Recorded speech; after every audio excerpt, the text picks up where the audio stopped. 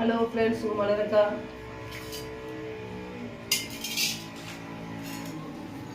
கருவாட்டு குழம்பு வச்சு கஞ்சி, சோறில் கொஞ்சம் தயிர் ஊற்றி ஊறுகாய் வச்சு கருவாட்டு குழம்பு சூப்பராக இருக்குமா ஃப்ரெண்ட்ஸ்? கருவாட்டு குழம்புக்கும் சோறில் தயிர் ஊற்றி கொஞ்சம் தண்ணி ஊற்றி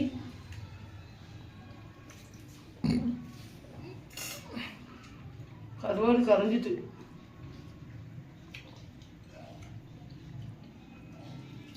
கருவாட்டு குழம்பும் நல்லா தான் இருக்கும். அதுவும் இப்படி சோத்தில் தண்ணி ஊற்றி தயிர் லேசாக போட்டு தொட்டுக்கூட பக்கடா லைட்டாக வெள்ளைப்பூடு ஊறுகாய்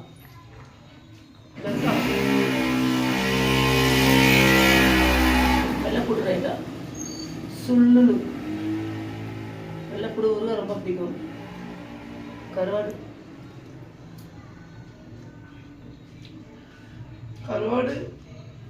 கரைஞ்சிட்டு முள்ளு தான் கிடைக்கும்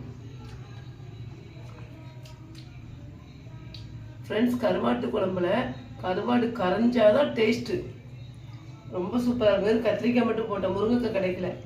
கருவாட்டு குழம்பு கருவாடு கரைஞ்சேன்னு வைங்களேன், ரொம்ப டேஸ்ட்டாக இருக்கும்.